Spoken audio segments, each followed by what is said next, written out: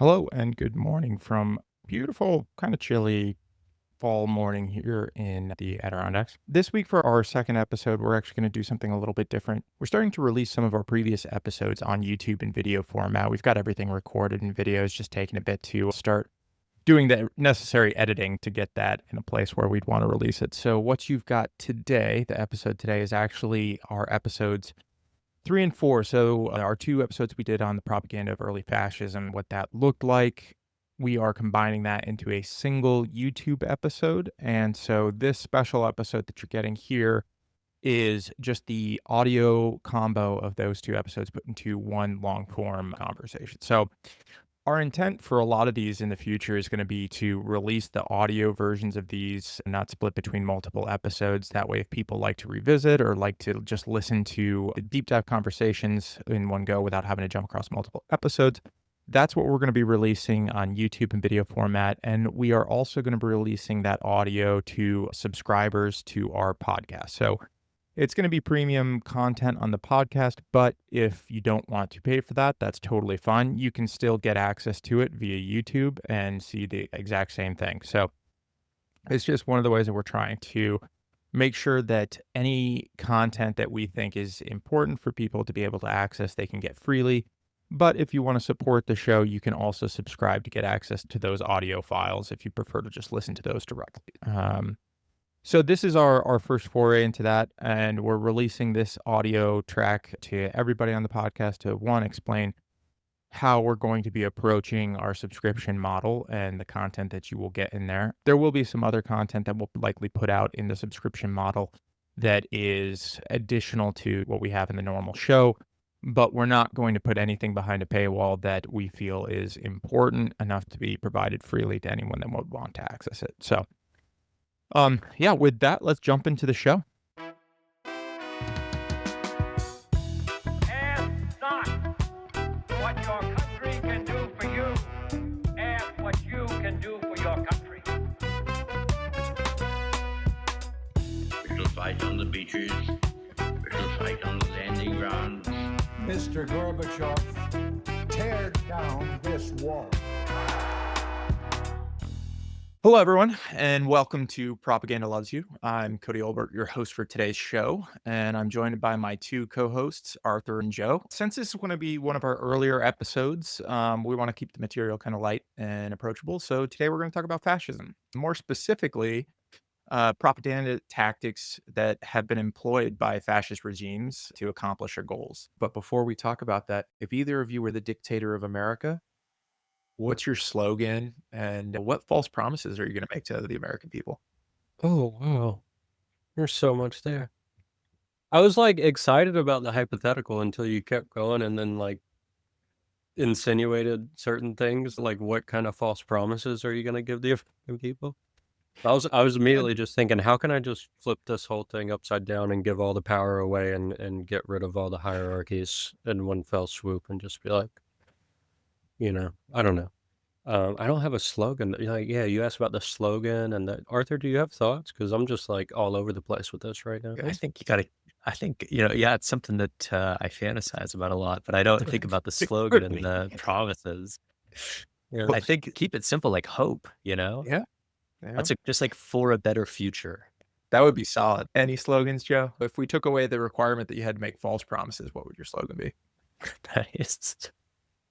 Anyone who is homeless, you have a home for free. There are plenty of them that are just vacant. They're yours, right? If they won't give you the keys, let us know. We got guys with guns. We'll come over there, make sure they let you in. Everybody has a home. And all doctors are federal employees with good benefits permanently, and just sign up to one of those doctors and start getting your health care, and it's free. And whole healthcare industry gone. I like You're it. gone. No for-profit nonsense in the healthcare, no homelessness. Those be two good, easy problems to take care of with dictators. Yes. Yeah. Homes are free. Yeah. Homes and We have healthcare. life. We're rich enough. We've got enough. We can make it happen for everybody. Live your life. Be happy. All right. So that was the first one. The second one should be a little bit quicker. This one's called Spot the Fake Slogan. So I'm going to give you guys 5 different slogans, and I'll tell you right off the bat. 2 of them are fake, and then 3 are real. So What do you if you mean can by spot the real? 2 fake ones, like they're actual quotes, actual From who? slogans used by From like fascist from like a organizations. dictator person? Yeah. Yep. All right. So I'll just read them all off, and then you guys can let me know if you're ready to guess. So the first one is believe, obey, fight. The second one is one people, one empire, one ruler. One is tomorrow belongs to us. Number 4 is the strong will rise, the weak will fail. And then the last one is work sets you free. I really hope that last one is fake. No, the last one's real. I feel like that's one of the ones I actually recognize. Yep. You got that one right. Yeah, very dark. I feel like the only obvious fake I think I spotted is number 4 because the metaphors are mixed. It says the strong will rise and the weak will fail. It should be fall, right? If the metaphor is consistent. True. And I actually messed that up. It should be fall. Will fall. Yes. Nailed it. What's the other one? What about the one ruler? One Uh, empire, one people, one ruler. one people, one empire, one ruler. That is actually true. It's ein Volk, ein Reich, ein Führer. Yeah. Well, if you had said that. Right. Forgot the other 2. Believe, obey, fight, and the strong will rise, the weak will fall. Well, that's the fake one. Okay. Yeah. That those- one. Yep. Fake, right? Sorry. The other one is tomorrow belongs to us. Oh, okay. Yeah. Yeah, that one sounds kind of vague enough to like I feel like the fascists are actually kind of specific when they start saying things. Yeah. Like Yep. Yeah. That is the other fake one. That's actually from Cabaret. Back to our main topic for today. So most of this episode is going to focus on historical regimes like Germany, Italy, the more well-known fascist regimes. We'll also talk about Spain a little bit. But, when most people think about fascism, they're probably thinking about military power, secret police, or mass surveillance. But generally, that's not really how fascism starts. Before fascism can rule with an iron fist, it has to win the hearts and minds of the people, or at least enough of the people to put the fascists in power. Fascism isn't just a system of government, it's a belief system, it's a story. And the people who sell that story don't start with fear and violence, they start with hope.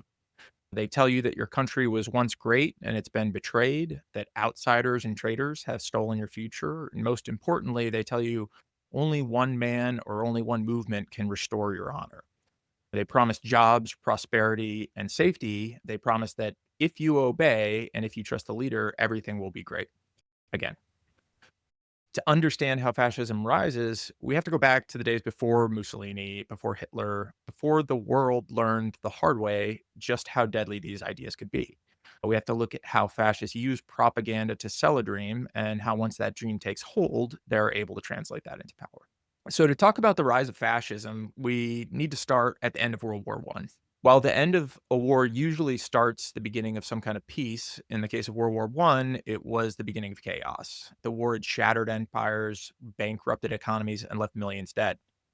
Across Europe, nations were unrecognizable from what they had been just 5 years earlier, and in the wreckage, ordinary people were desperate for answers.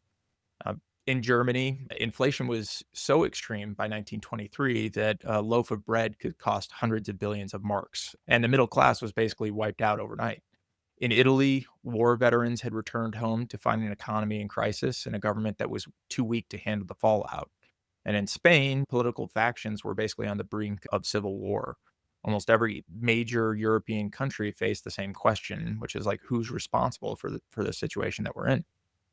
And this is really the moment where fascism thrives, right? It's not in times of strength, but in times of weakness. The first promise of fascism isn't power, it's stability. It tells people that their suffering isn't random, that someone is to blame for this, and that there's only one way to restore order. A newspaper in Italy at this time ran, Italy needs a strong leader. Mussolini rises. And then that was pretty much what it took in that scenario. In 1919, Mussolini saw his opportunity. Italy was in crisis. There were strikes, riots, and food shortages. The government seemed weak and ineffective, and Mussolini offered a very simple solution. Follow me, and I will make Italy great again. And Mussolini didn't invent fascism overnight. He branded it. He called his movement Fasci de we might just re-record that part.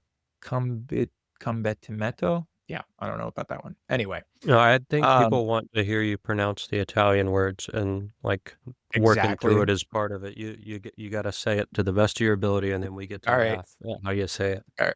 That's fair. He called his movement the Fasci de Combattimento. That's what we're going with. All right, perfect. Yeah. Yeah, the hand gesture, of Yeah. course. I'm basically Gorlami. Okay. This is a reference to ancient Roman fasces, which is like a bundle of rods tied around an axe, which symbolized unity and strength. This is kind of where the word fascism originally came from, right? Mussolini coined that. But unity through what? Strength for whom, right? The details didn't really matter, not yet anyway. What matters was the illusion of power. And Mussolini understood propaganda instinctively. Like he staged massive spectacles like the Exhibition of Fascist Revolution, which was a propaganda event dramatizing Italy's recent history to cast fascism basically as the nation's savior. His face was everywhere. It was in newspapers, on billboards, in school books. He cultivated the image of a tireless leader, personally overseeing public works, posing shirtless while farming, or standing atop tanks. The press, largely controlled by his allies, pushed the narrative that Italy had found its savior. And across the border in Germany, Adolf Hitler was watching very closely. He saw how Mussolini was able to use fascism as a spectacle, as a movement bigger than just one man, and he wanted to do the same for Germany. Similar to Italy, Germany's defeat in World War I had left the country in ruin. The Treaty of Versailles had humiliated the German people, stripping them of their military and forcing them to pay crushing reparations. As the economy collapsed, Hitler and his newly formed Nazi party began whispering the same words that Mussolini had used. You've been betrayed. You deserve better. Follow me. I will fix this. His speeches weren't just political, they were performances. He modeled his rallies after religious ceremonies, using symbols, flags, and synchronized marches to create a feeling of unity or of destiny. He repeated simple slogans: Ein Volk, ein Reich, ein Führer, one people, one empire, one leader, until they became scripture. For fascism to work, there must always be a villain, right? Mussolini had his communists and anarchists. Hitler took it even further. Jews, socialists, intellectuals, anyone who questioned the movement became an enemy of the people. The propaganda machine went into overdrive, rewriting history in real time to justify basically what was coming next. And in hindsight, it's easy to see fascism for what it was: a violent, oppressive regime built on lies. But at the time, it didn't feel that way to everyone. It felt like hope. It felt like order. It felt like power. The people who supported Mussolini and Hitler in the beginning weren't necessarily all monsters. Many of them just were desperate. They had watched the country collapse, their savings disappear, their future stolen. And when someone came along and said, I can fix this, I can make it great again, it didn't sound like a threat to them. It sounded like salvation. But fascist propaganda doesn't just sell a dream, it also sells an enemy. And once enough people believe in that dream, they're willing to do anything to protect it, even if it means destroying democracy itself. Germany had made its choice, and the world was about to learn what happens when propaganda turns into reality. So, one thing I want to note: while Mussolini coined and invented fascism, it didn't mean these tactics weren't used prior to Mussolini. You could go back and look at Napoleon in France and many other imperialist countries or authoritarian regimes prior to Mussolini and identify the same tactics that are being used by fascists. But Mussolini took it one step further in creating an actual political ideology around it. So we are going to talk about this a little bit probably at the end, but I think this is a good point to pause and just to ask you guys, based off of the situation that was occurring in Italy and Germany at the time prior to fascism really taking hold, are there any parallels you can think of, anything that you can draw to like current situation and where we are in the world today? Yeah. I think, in terms of its relatability today, the promise of revival really stood out to me. And also, like, you said that Mussolini's friends were controlling the media. And I think that that's when fascism really thrives, is when media is under control of the oligarchs. And then, of course, you have the alignment with promise of revival, and that's like exactly what it's happening today. I was also, when you were talking about Italy and mentioning how Hitler was kind of watching Mussolini for his notes and figuring out what works or what doesn't. In retrospect, I'm not a World War II buff, but I feel like when I think about the so-called bad guys, because I say so-called because the US and Britain did a lot of bad shit in World War II as well. But the bad side, I typically think of Germany and Japan. I don't often think about Italy as much. I think about the Nazis and the Holocaust, and I think about what was going on in the Pacific. Those are like the two main things that I think about.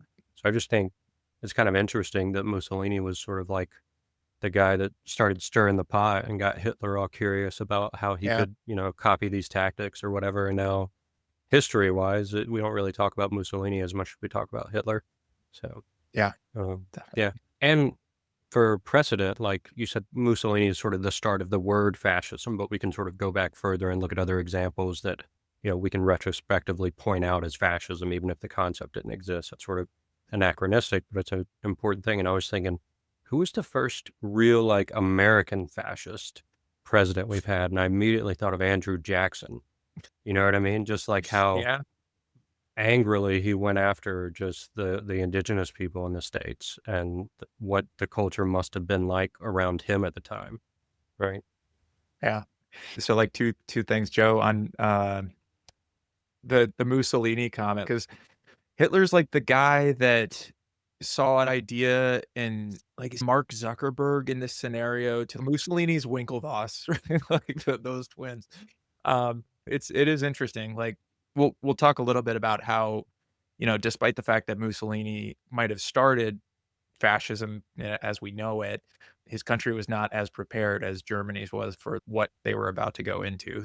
The other thing that kind of stuck out to me for this too is something that I don't think I thought about until much more recently in life. And when I go back to thinking about like 2016 as an example and how did Trump get elected the first time, and I think about some of the concerns that were raised about globalization and manufacturing jobs leaving the US, that had no effect on me just because of what I was doing, right? Like, that had no impact on me, but that definitely had a huge impact on a lot of people in the United States, right? They were losing their jobs, losing the ability to work, well, so some of it going overseas, but then also just where did pensions go? Where did financial stability for one person to run their house go, right? Like, after researching this, it almost makes more sense to me, Mhm. like how we kind of got to where we are now. But anyway, so we just finished up on post World War One, pre World War Two. So now by this time, it's like the mid 1930s. Fascism was no longer a political movement fighting for relevance, but it was the law of the land at this point. Right? Mussolini and Hitler had dismantled their respective democratic institutions, silenced opposition, and turned their nations into one party states. Their early promises of economic revival and national greatness had actually worked initially. They had won the hearts and minds of millions in their country, and now it was their job to basically keep them. For the fascist regime to survive, it wasn't enough just to control the government, they had to control the reality for their citizens. Mussolini's total takeover of the media, he understood that a dictatorship wasn't just about force, but it was also about belief. People had to believe in the state, in the leader, and the inevitability of victory. But belief didn't happen naturally. It had to be crafted, shaped, and repeated. Mussolini turned the entire Italian media into a propaganda machine. By 1926, Mussolini had bought, intimidated, or banned nearly every independent newspaper in Italy. The few that remained printed only what the government allowed. Schools rewrote history textbooks to portray Mussolini as Italy's savior, and every major film studio, radio station, and theater company received directives on what stories they could tell. Any player film that didn't glorify Mussolini simply never got made. And at the heart of Mussolini's propaganda machine was the image of the leader. As mentioned before, he was staging photo ops where he's harvesting wheat or building roads or standing shirtless and muscular like a Roman statue brought to life. Um, every public appearance was carefully choreographed to reinforce one message, and that's basically that Mussolini is Italy and Italy is Mussolini. Um, he didn't just control what people saw, but how they saw it. looking at, the Nazi propaganda machine. And while Mussolini's propaganda emphasized spectacle, Hitler and his minister of propaganda, Joseph Goebbels, uh, is it Goebbels? Goebbels? Both. How do you say it? Goebbels? I know I've heard I like that maybe it last one was the best. Goebbels. Goebbels. Whichever one is most sinister, say it that way. Yeah, Goebbels. Okay. Yeah, so Mr. Joseph Goebbels, he took things further, right? He rewrote reality itself. Goebbels didn't just want people to follow the Nazi Party. He wanted them to believe that anything outside of the Nazi Party was treason, right? Newspapers, books, and films that questioned Nazi ideology were banned or burned. History was rewritten to fit the Nazi narrative. Hitler, like Mussolini, was painted as Germany's savior, while Jews, socialists, and intellectuals were demonized as enemies of the state. Goebbels' most dangerous weapon was actually radio. At the time, radio was the most powerful mass communication tool in history. Unlike newspapers or speeches, though, radio didn't require literacy, so anyone could listen, and listen they did. The Nazi government's mass-produced, cheap, government-issued radios, I'm going to try and pronounce it, called Volksempfänger. I think that's actually pretty close. Okay.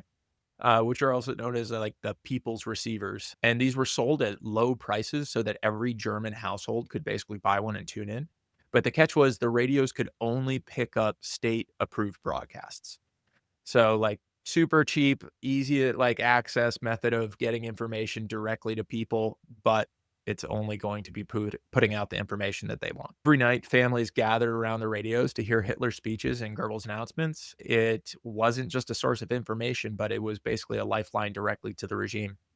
One of the most infamous tactics the Nazis used was the big lie. The idea was simple. So it was basically tell a lie so massive, so audacious that people would just assume it's true. It wasn't enough to claim that Jews were a problem. Nazis declared that Jews were the problem, that they controlled banks, orchestrated Germany's downfall in World War I, and secretly worked to destroy the country from within.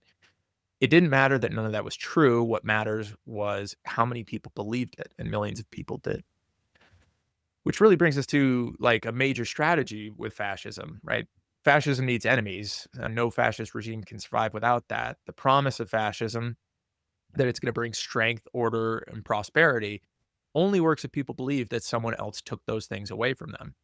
Mussolini blamed communists and socialists. Hitler blamed Jews, intellectuals, and liberals. And then Francisco Franco of Spain, who was Spain's fascist dictator after the Civil War, blamed leftist Republicans and anarchists. The pattern was the same everywhere fascism took root. Scapegoating served two purposes. One, it gives people a target for their frustrations. If you were struggling to find work or food, it was easier to blame the traitors within than to ask whether the government itself was responsible. Second, it justified state violence. Once a group had been labeled as enemy of the state, any action against them, such as censorship, exile, imprisonment, or even genocide, became a necessity.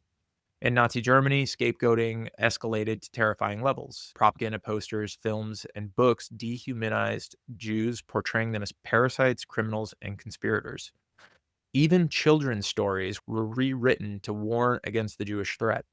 Germans were taught from an early age that violence against Jews wasn't just acceptable, it was self-defense. In Italy, Mussolini's scapegoating wasn't as racially motivated, at least not at first. His initial targets were communists and political dissidents, but when Italy aligned itself with Nazi Germany, he embraced Hitler's racial policies, passing anti-Semitic laws in 1938 that stripped Italian Jews of their rights, despite the fact that Jews had lived in Italy for centuries. Franco's Spain followed a different path. Instead of targeting specific ethnic groups, Franco painted his political enemies as existential threats. His propaganda framed the Spanish Civil War as a battle between true Spaniards and red anarchist traitors. Any resistance to his rule was labeled as terrorism. This is what fascist propaganda does. It doesn't just create supporters, it creates fanatics. By 1939, Mussolini and Hitler had reshaped their societies into total propaganda states.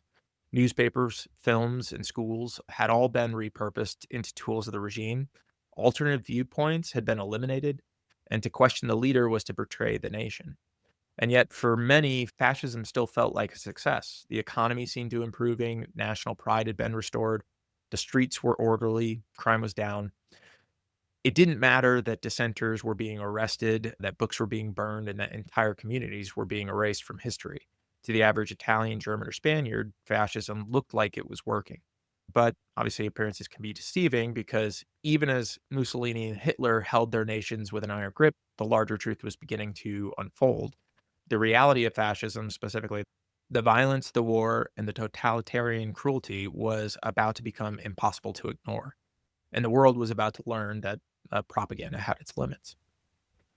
So after World War I, after Hitler and Mussolini took power, obviously the main goal from that point initially was consolidating power internally, right? Silencing dissent internally. This gave them an internal enemy to fight and blame while they took control of their respective countries. So once internal control is established, you still need an enemy to blame and conflict to point to as a proof of strength, which inevitably leads to greater conflict. So all about consolidating power and bringing that to the executive branch. I mean, what was it? The dictator of each of those countries. Fred, it's slipping out. You can't control it. Is there Like- a parallel there? What are you thinking of?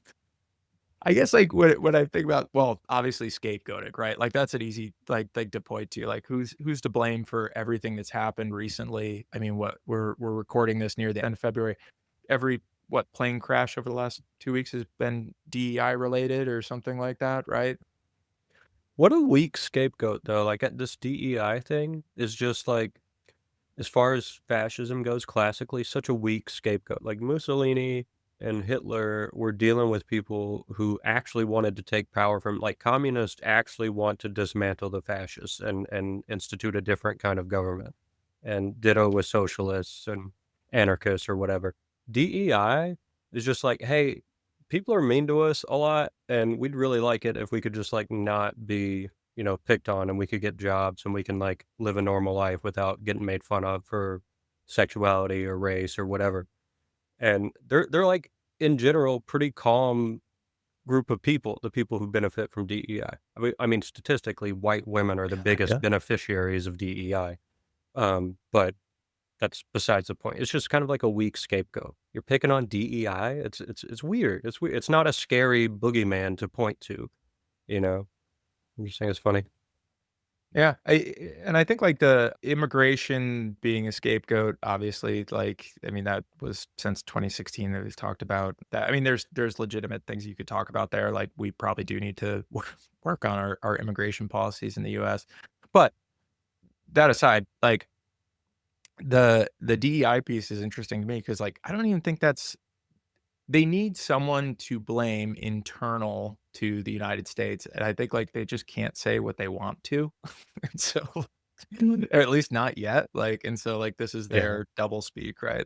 Yeah, that's why all their hand gestures are just accidents and spasms for now. It's just a stem. Yeah.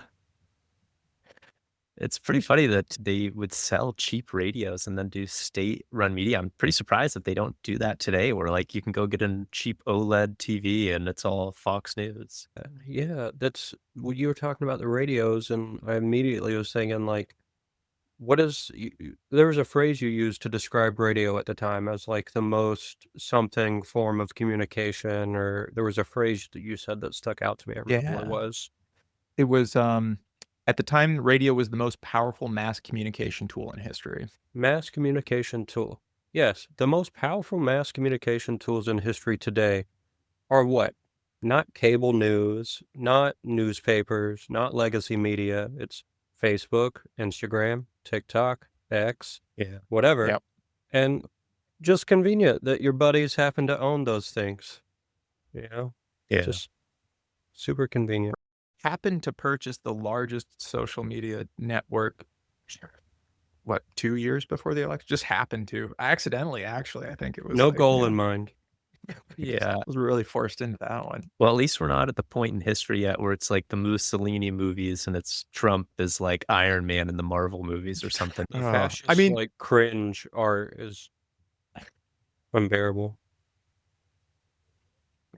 Well, that's what I was gonna mention. I think you were just about to say it too, Joe, but, like, yeah, how many AI pictures of Elon Musk or Trump do you see, like, in Roman like armor or like super jacked with a bald eagle on their shoulder or something like that. Like it was strange to me, like seeing it, but it makes more sense now, right? Like, because they can't actually go out and do those photo shoots, but they can totally write a prompt and get some weird AI art. All right. So we talked through kind of like pre-World War II. At this point, Mussolini and Hitler had really consolidated power for their respective countries. And so, like by 1939, the fascist vision of a revived, powerful empire had been sold to millions. Mussolini and Hitler had convinced their people that the future belonged to them, that their nations, once humiliated, would now rise above all others. The propaganda had done its job. The people were loyal. The enemies had been identified. All that remained was the final inevitable step here, which was war. Fascist leaders did not stumble into global conflict. They walked into it willingly, deliberately, and with the full force of their propaganda machines behind them. The entire ideology of fascism was built on expansion, domination, and restoration of a mythic past. To stay in power, Hitler and Mussolini had to deliver on their promises. They had told their people that the world had conspired against them, that treason and weakness had brought their countries to ruin, and that only by striking back could they reclaim their rightful place. The Nazis, having spent years conditioning Germans to believe that war was not only necessary, but righteous, invaded Poland in 1939. German newspapers and radio broadcasts framed the invasion as an act of self-defense. Hitler declared that Germany had been forced into action, that Polish aggression had left them no choice. In reality, the invasion had been planned well in advance, a calculated move to launch the war that fascist propaganda had spent years justifying. As a quick aside, I know this isn't about Germany or the story that we're telling right now, but if you just think about the invasion into Ukraine by Russia, what was like the initial justification? It's, well, this is national security because we can't have a NATO country right on our border, and therefore we're justified in attacking this sovereign country, right? So you can see parallels, and we'll definitely talk more about Russia in the future. So, unlike the Nazis in Germany, Mussolini was not as prepared as they were for war. His carefully curated image of strength masked an uncomfortable truth that Italy, as a country, was not ready for war. The Italian military was underfunded, ill equipped, and lacking in leadership. But backing down at this point was not an option. Mussolini had promised an empire. He had told the Italian people that they were destined to rule the Mediterranean, that Italy would reclaim the glory of ancient Rome. And so, even as military strategists warned him of disaster, Mussolini led Italy into war. Fascist propaganda made it impossible to admit failure. As Italian troops struggled in North Africa and Greece, Mussolini's newspapers printed headlines declaring victory. Radio broadcasts assured Italians that their soldiers were unstoppable, that their leaders were brilliant tacticians. Even as battlefield defeats mounted, the propaganda machine continued spinning its narrative of triumph. But reality had begun to catch up. In Germany, Hitler faced a similar problem. The early years of the war had gone exactly as his propaganda had promised. Poland had fallen in weeks, France had been conquered in a matter of months, and Hitler's popularity soared.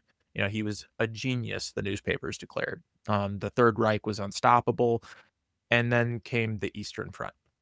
The invasion of Soviet Union was basically Hitler's greatest gamble, a military campaign fueled by the same ideological propaganda that brought him into power. Germans had been told that Bolshevism was a disease, that the Slavic peoples were inferior, that victory in the East was inevitable.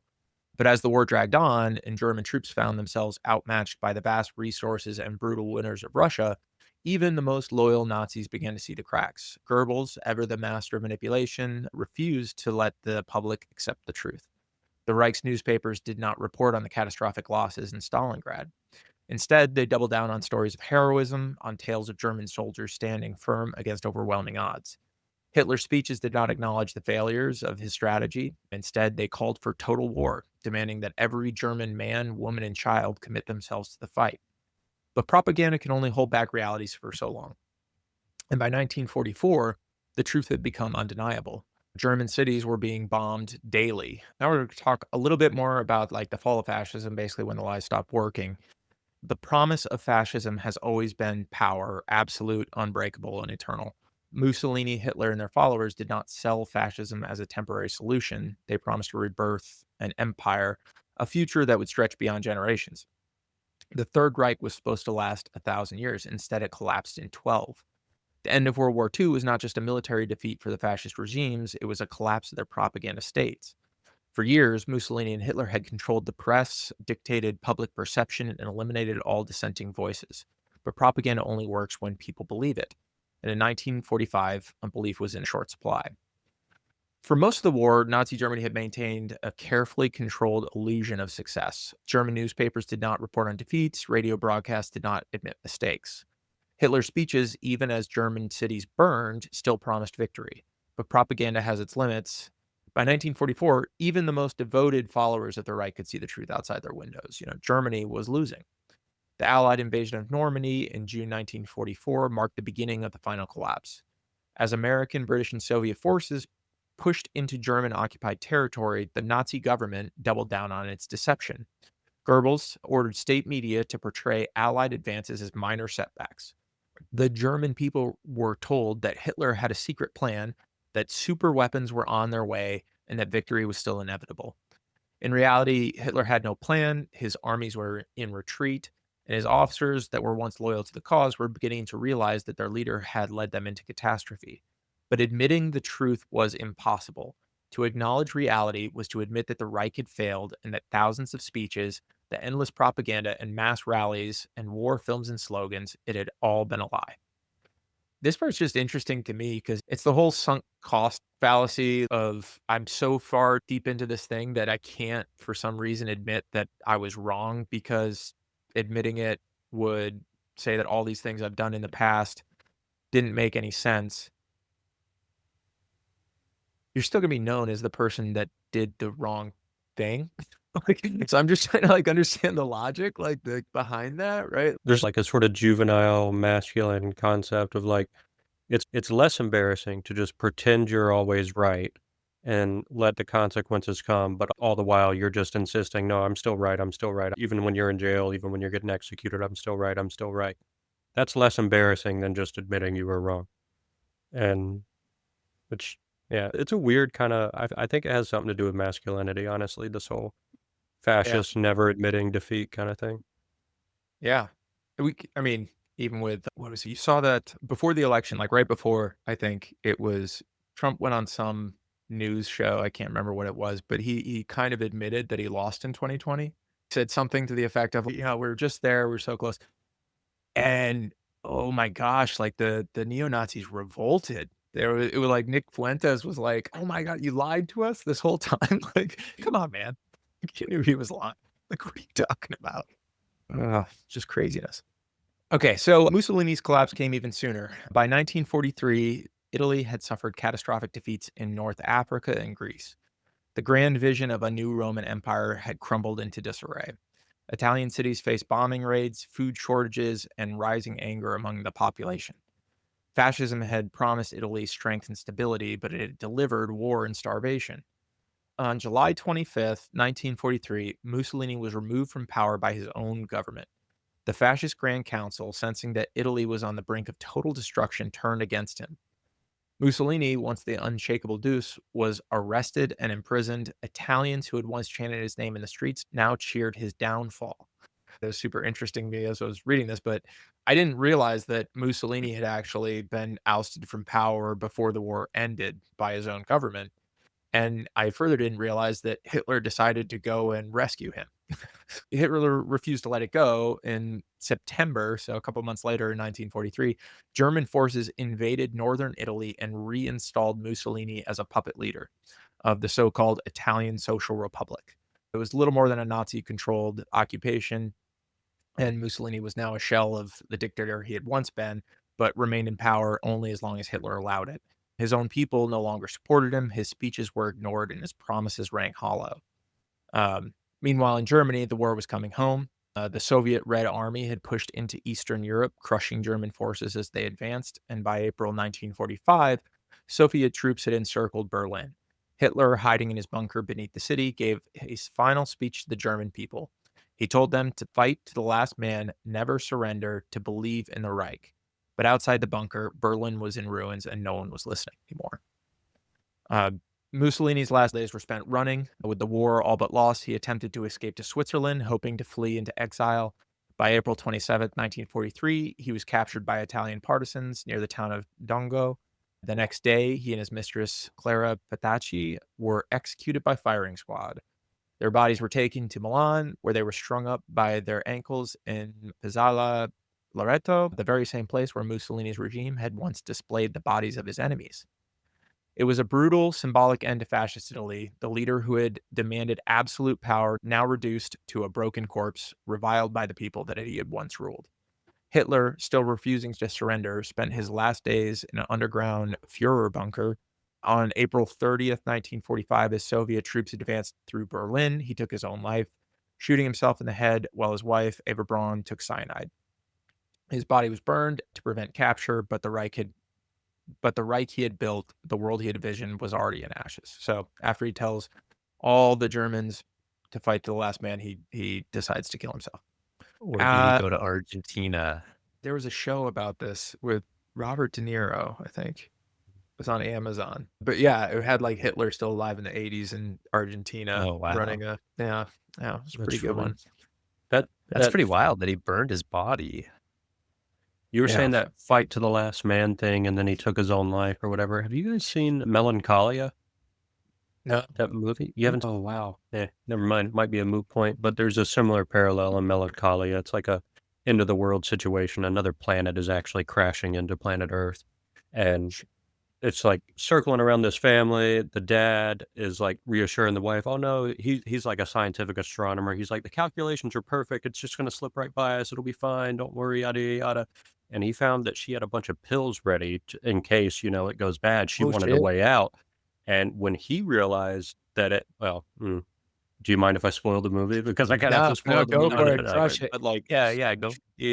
when he realizes that, the Earth is over, it's about to get crushed, he steals her pills and ODs, like he runs away and kills himself and doesn't say anything to her. Wow. Just like They're Here. runners. Yeah, it's so funny.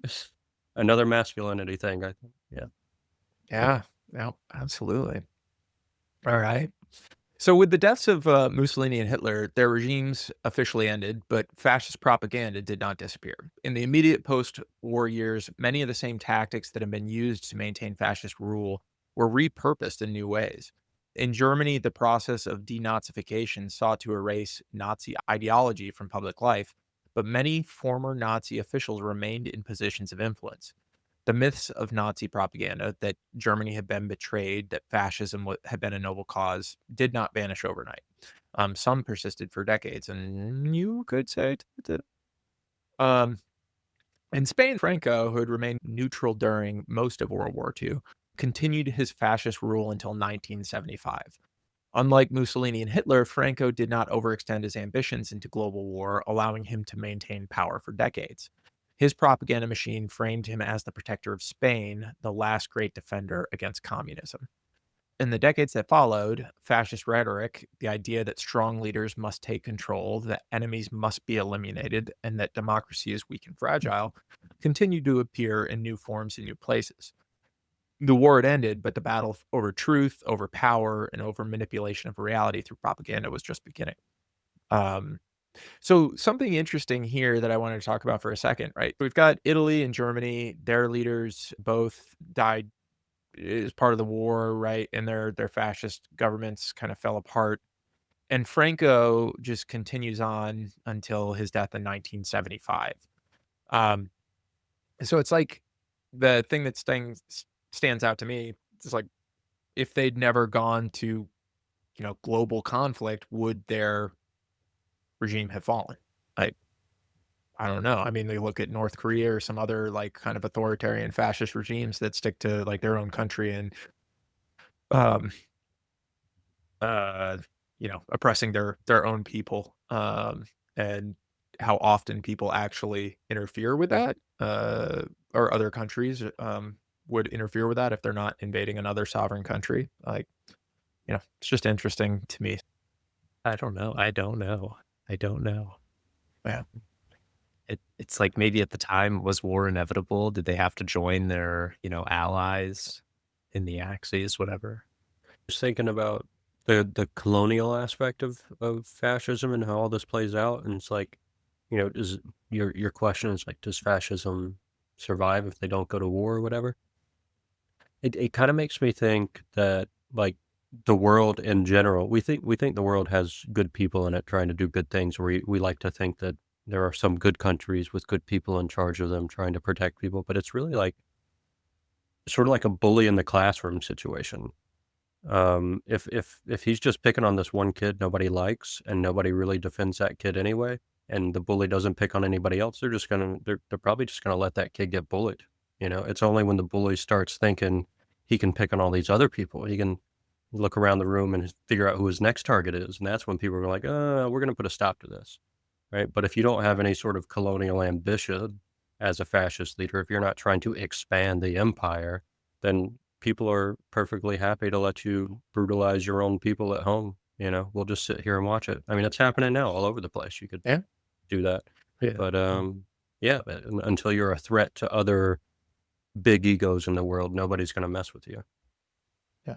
But now we have North It's Korean troops in the Russian-Ukraine thing, right? So that's like, maybe North Korea is not so safe for so long if they keep, jumping in and trying to feel like they can play around in the world a little bit. Yeah. That was actually the other piece of that was interesting to me too, was just like it fell after Franco died, like that the fascist, dictator Spain or Franconian Spain, because there was no one that could take it on, right? No one that like could fulfill that same role that Franco was filling. But then you brought up North Korea, and you're right, like they've maintained that dictatorship for what, three? I mean, I've at least known or been alive for three, right?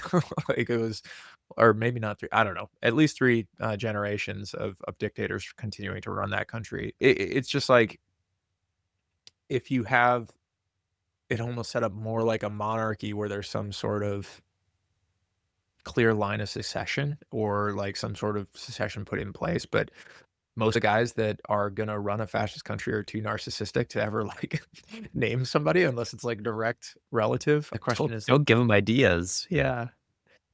You're totally right, though. Monarchies seem to actually, like, I mean, they still exist, and they kind of co-run. They don't really like the head of state. They're more of like the mascot. Yeah, they're the mascot for sure. All right. So we talked about Germany and Italy and a bit of Spain all the way through World War II, but I want to look at post World War II and kind of like into the current age, just hitting on like, well, what's going on now? There's been a rise in fascist governments or fascist leaning governments around the world, or if you don't want to say fascist governments because they're not calling themselves fascist, that's fine. There's been a rise in authoritarian governments around the world, and I don't think that's something they would even disagree with, right? The thought of a government being run by like this strong man or a single leader that controls every aspect of that country and is considered, the father of the country, like that's exactly what some of these leaders like Viktor Orban actually want. They want that to be how they're viewed, as the strong man that runs this country. So 1950s, we'll start around there and go to the present day, but the banners of Mussolini and Hitler have obviously been torn down, their statues defaced and their bodies discarded at this point. The world had seen in devastating detail what fascism truly was. It was not the grand empire it had promised, but a landscape of ruin and death. The Nuremberg trials laid bare the crimes of the Nazi leadership. The mass graves of the Holocaust were uncovered, and the Axis nations that had once cheered their leaders now hung their heads in shame. It seemed that fascism had been defeated, not just militarily, but ideologically. The world had learned its lesson, never again. But propaganda does not die so easily, and the methods of Mussolini, Hitler, and Franco had been too effective, too powerful to be buried alongside their regimes.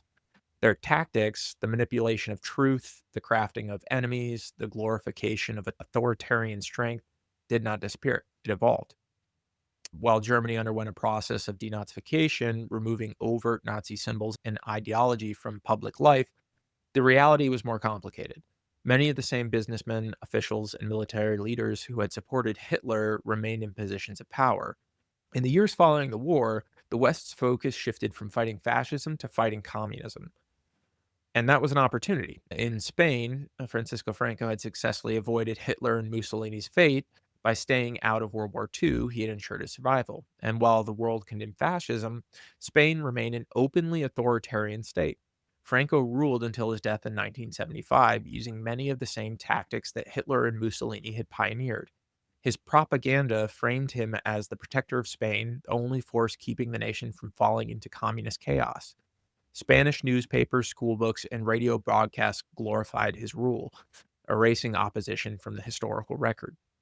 Elsewhere in Europe, fascist ideologies found new homes, often rebranded under different names.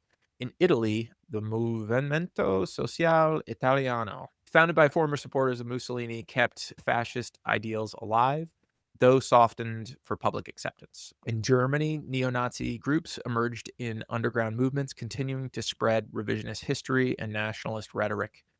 The world had not rid itself of fascist propaganda, it only forced it into the shadows.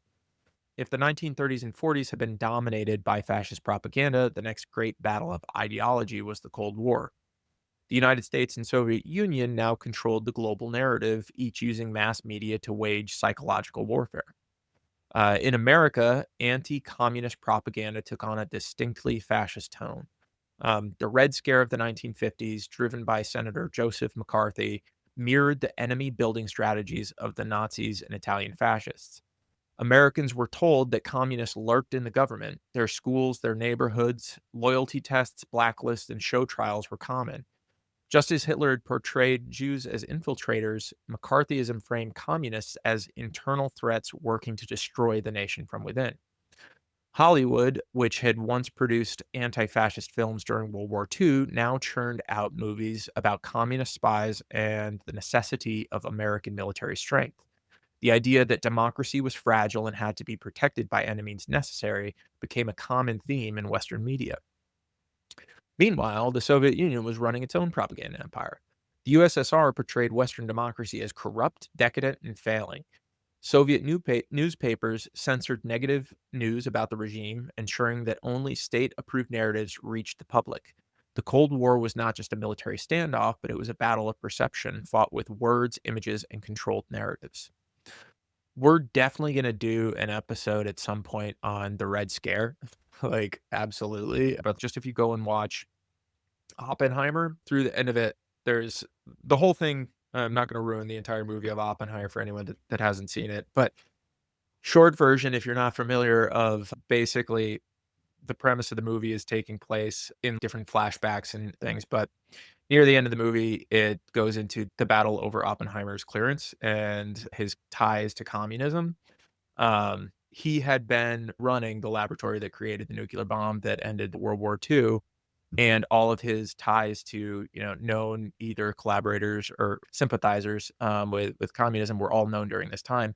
It was used as a weapon after the war, basically, to remove his influence and power in government. So they silenced anything that he had to say because he had actually come out a little more against some of the things that the U.S. had done during the war. So can't have scientists now telling people what to think after they create bombs for you, apparently, is the message that was sent there. Anyway, by the late 20th century, the language of fascism had changed, but its methods remained the same. Fascist movements no longer openly called themselves fascist. Instead, they adopted terms like nationalist, patriotic, or populist. But the core messaging remained identical: strong leaders, national purity, and enemy lurking within. The past was better and the future can be great. In the 1990s and early 2000s, far-right movements began gaining traction across Europe and the United States. In Russia, Vladimir Putin consolidated power using state media to erase dissent and promote a glorified image of Russian strength and tradition. In Hungary, Viktor Orban cracked down on independent journalism, portraying himself as the last defender of Europe against globalist elites. And in the United States, nationalist rhetoric took center stage. Right-wing radio hosts and television personalities rebranded fascist talking points as common sense patriotism. Immigrants, minorities, and the media became new scapegoats. Political slogans echoed the propaganda of the past, calls to restore a golden age to defeat traitors within and bring strength back to a weakened nation. And as we look forward, the internet obviously changed everything. Where once propaganda had been controlled by governments and media barons, Now anyone could spread a message. The rise of social media, viral misinformation, and algorithm driven news feeds created the perfect environment for fascist ideas to spread. In the 2010s, far right movements embraced memes and viral content as propaganda tools. Online communities like 4chan and Reddit became hubs for nationalist messaging, using humor to normalize extreme ideologies. The rise of disinformation campaigns, often supported by state actors, blurred the lines between reality and fiction. Russian backed troll farms flooded social media and fake news, conspiracy theories, and nationalist rhetoric. Leaders who embraced these tactics, from Donald Trump to Jair Bolsonaro, relied on social media to bypass traditional media and speak directly to their followers.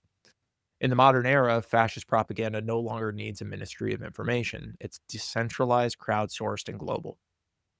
Some warning signs of fascist propaganda today. It always follows a similar pattern. The only difference is really how it's going to be delivered. When a leader is claiming that the golden age was stolen from a nation or a specific group is to blame, the free press is the enemy, or only they can fix things, the warning signs are flashing. Fascism has never needed swastikas or black shirts. All it needs is a population that stops questioning, that believes the leader is above the law, and that sees the opposition as treason. So fascism never dies, It retreats and it's adapting. The regimes of Mussolini and Hitler collapse under the weight of their own lies, but their propaganda techniques, the rewriting of history, the manufacturing of enemies, and the glorification of a strong leader survived. Their lessons were studied, repackaged, and used by new leaders in new forms and new technologies. The tools of propaganda that once required government-run newspapers and state-controlled radio stations now fit in a tweet, a meme, a 30-second TikTok video. The control once exerted through censorship and military suppression is now reinforced through algorithm-driven echo chambers and disinformation networks. If the 20th century was a battle for control of the airwaves, the 21st century is a battle for control of attention. And fascism thrives on distraction. It thrives when people believe simple answers to complex problems. It thrives when people are told they are victims and that only one leader, one movement can restore what was lost. It thrives when the press is labeled as the enemy of the people. It thrives when protesters are called terrorists. And it thrives when truth becomes subjective. The promise of fascism has always been the same: a golden past that can be restored, that a great betrayal can be avenged, that a nation's enemies, foreign and domestic, can be eliminated. But the reality of fascism is always the same too. War, economic ruin, and the silencing of all those who dare to question. If history has taught us anything, it's that propaganda is not just a relic of the past. It is a weapon, a system of control, a way to manipulate perception itself. Is it still being used today, right now? This isn't really a question. It's very clear that this is being used today and now. But yeah, the final truth of fascist propaganda is that it only works if people stop asking questions. So what do you guys think? Do you think it was anything that was new to you guys, or was it most of it just kind of a recap? I like the ending, and I think it really correlates well with Joe's metaphor of it being like a bully in the room, because the people, we can all just go to town on that bully. Yeah. We all reject the bully. Yeah. Yeah. No, I like it. I felt like a lot of it was new, or for me anyway. Like, I'm not like a World War II buff, so I don't know all the details, especially all the Mussolini stuff. I was just learning a lot listening to that. I thought the little anecdote about how, Mussolini got arrested and taken prisoner and everything, and then Hitler was like, wait a minute, I need my guy in Italy, so went down there to prop him back up. Like, I don't know, I thought that was funny. I never really had known that history, so that was interesting. Yeah, I I was wonder the if first. like similar dynamics between people today, Trump, Putin, Bolsonaro, Narendra Modi in India. Like, there are a bunch of little fascist figures on the landscape today, and it'll be kind of terrifying, but in another way also interesting for people like us who are trying to like figure out how all this stuff works and figure out how to question it. What's the most useful way to question it? It'll be interesting to study the social dynamic between all the wannabe fascists today. The people who are trying to cling and hold on to their power. Not only do they kind of need each other rhetorically because they're spreading a similar kind of message, but at the same time, they can't help but compete with one another. They can't help but, it's kind of a measuring contest at a certain point, like who's actually daddy in this situation. I don't know. Yeah. That'll be kind of interesting to watch. and scary, obviously, with lots of consequences for lots of people. Yeah. That's like what's going on right now in Ukraine with this whole back and forth where we're now like negotiating with Russia and keeping Ukraine out of the room. And then we've got this mineral deal that they want to pull with Ukraine, but at the same time, Russia's like, "Oh yeah, we'll do that for you, just with our portion of Ukraine. We'll just end the war, and then you can have all the minerals you want." That's really the realignment is scary. And there was I can't remember who said this. I think it was one of the right-wing pundits or influencers, not Matt Walsh, but one of those guys, like, came out before the election, was like, "I think we need a Viktor Orban style strongman to lead our government." Like, so it's a full acknowledgement of what they are and still saying this is what we need and normalizing that as being the government that they think the United States should have, that we should have a more authoritarian dictatorship-like government and be okay with that, which is just crazy to me. Like we were mentioning earlier with the sort of desperation in the people that creates the conditions for fascism to thrive. There's a lot of like mental exhaustion that goes along with that with the average person, and you can sort of see it, especially with some of these shows. Like I think the guy from the Daily Show, or one of the guys from the Daily Show, will go to Trump rallies and interview people all the time and just sort of stand in the line and ask them questions and stuff. And you can hear it in some of their responses sometimes when he tries to get them to be specific about Trump's plan. Like I remember leading up to the election, he was asking them, like, what is Trump going to do that's going to make everything better all of a sudden? And this one lady was just like, just trust that he has a plan. Just trust that he has a plan. And there's just this willingness to just give up the analysis because it is messy, it is complicated, it is exhausting to think about. And it's Yeah. nice to think that somebody out there is just going to take care of it all, And Yeah. that's part of what they depend on too, is people being too just deadbeat exhausted and annoyed and frustrated to even care about analyzing it. The questioning itself becomes a burden for people. You can feel it like emotionally in a lot of. Yeah. And you just want it to be true. Yeah. Sure. I'm sure everyone just really wanted cheaper prices, like to control inflation, to be able to provide for their family and live their life, right? Like, I feel like that's the majority of people.